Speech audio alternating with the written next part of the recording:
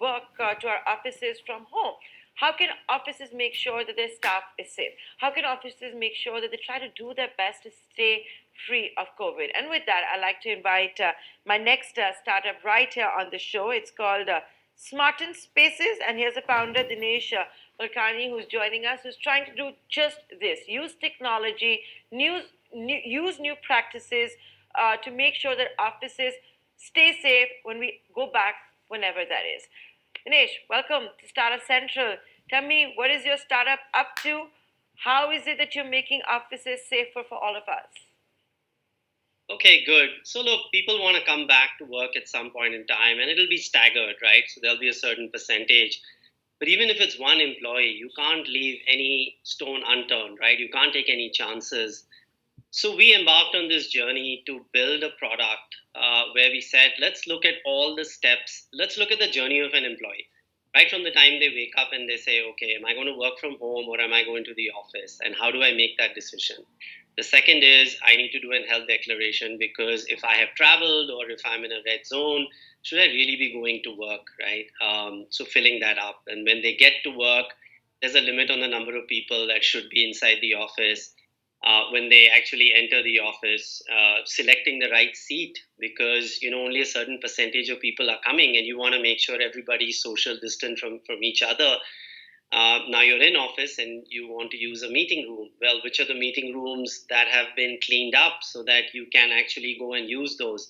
So we looked at every step, right from morning till the time the person leaves the office and what kind of transportation. We build a technology on one platform to be able to cater to all of these 10 steps. As far as companies follow it, as far as I think employees start to use it, I think it just minimizes the chances. You are keeping a visibility of everything that's going on, and I think as we are doing more and more deployments, we're learning a lot, right? So new things are coming up.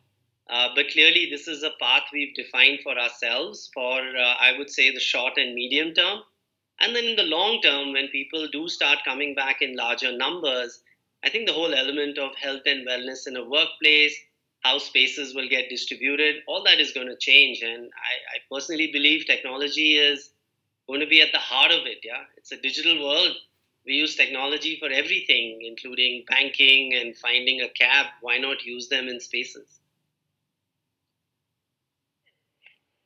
So, Dinesh, tell me something. How will you use this technology to actually make sure that our offices can be as free of COVID as possible? Give me with examples. So the first thing, I think it begins with not letting an employee come to the workplace if they have any challenges, right? Whether they are showing symptoms, whether their temperature is higher, whether they are coming from a containment zone. And I think making that decision even before they leave work. I mean, a lot of people talk about when they come to work, I'll take temperature and I'll do that. I think it begins at home, right? So that's the first thing you did do, and that's what technology helps you. You put in all your data and it tells you whether you should be coming to work or not, right? I think that's the first thing. So you don't land up having people in there that should not be there. I think the second thing really is around making sure that you actually use technology. It's very hard to track, right? When you're inside an office, well, do I sit here and I've got another colleague sitting next to me? I think it's very natural. We're all human beings, so we will land up doing that. How do you avoid that in a workplace? I think technology will help you make that decision. I mean, one thing you do on our app is you go and it shows you all the seats that are available for that day that you can use. But each seat then has the right distance away from each other. So really social distancing, right? When you go to the cafeteria, again the same thing, making sure that there's no overcrowding. So technology will determine whether you go or not. So you're actually making sure that at every step you have technology advising you or guiding you on what you should and should not be doing. Obviously, people will get used to that, but it's important to have that data Let and me interrupt you information there. right in front. Yeah, Let sure. me interrupt you there. Yeah. So let me interrupt you there because, like I said, let's explain it to our viewers with examples. It's a very hot topic, as many of us are wondering, when are we going to be summoned back to offices? Do I really want to go to office? Bosses are trying to figure it out. So let's break it down. So let's take the cafeteria example, right? So how will it work? Are you saying that your technology is basically going to say what? That it's just going to inform the employee that so many people are right now in the cafeteria, so it's safe for you to go? Or is your technology going to say that, okay, now it's this department's time to go for lunch? Like, how will it work? Let's understand it. Okay, so I think it begins by firstly trying to not have queues formed. And if you look at a typical cafeteria, right, people go, they look at the choices that are available and they order and then they wait. Let's avoid that. The first thing is all your menus, everything in a cafeteria are available to you. You go on the app and you choose what do you want to eat. When it's ready, you'll get a message saying it's ready, right? Come in and you can collect it. But it'll also tell you whether there's a seat available inside or not, right? Because you don't want overcrowding there, right? So that's the first most basic step. Now, when you get to the cafeteria and you want to, obviously you pick up your meal and you want to eat, they'll also show you where a seat is available currently for you to go and sit, so that, and it'll also tell you if the seat was cleaned or not, has it been sanitized, right? Because after a seat is used, ideally it should get cleaned up. So we looked at every one of these steps, right? And from a user standpoint, it's just data available to them. From actually from a crowding standpoint, you don't land up having too many people go in when they don't need to, right? So that's just a simple example of how you could better manage your cafeteria rather than having these long queues and too many people stuffed in out there when they don't need to.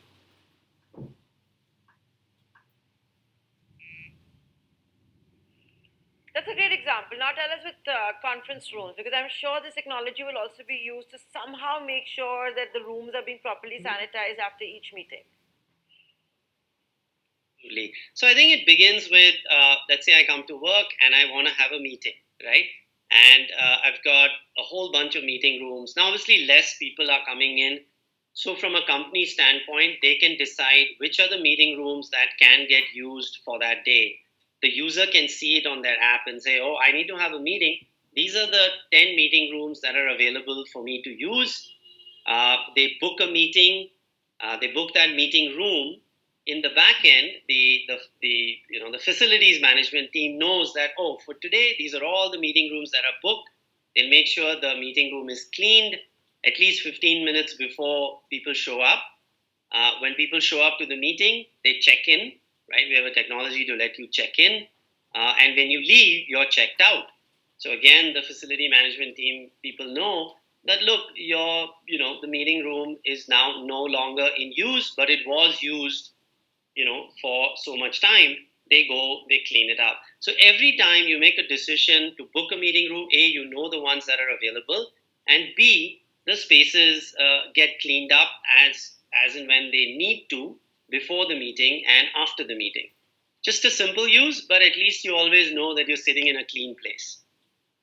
And then there's less work also, right? Otherwise, you'll be cleaning the meeting room 24 hours, not knowing which ones are getting used and which ones are not getting used. So using technology makes it far more effective for the user and far more effective for the basically for the company as well.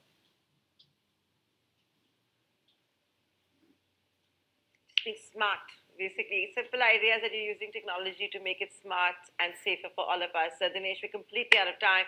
Many thanks for joining us. So, that's a ringside view of how all of you can use technology to make sure offices become at least safer when we all return from the work from home phenomenon. With that, ladies and gentlemen, it's a wrap. Many thanks for tuning in. Tell us what you think of the show. Keep writing into us. Our email address, suc@etnow.tv. See you same time tomorrow.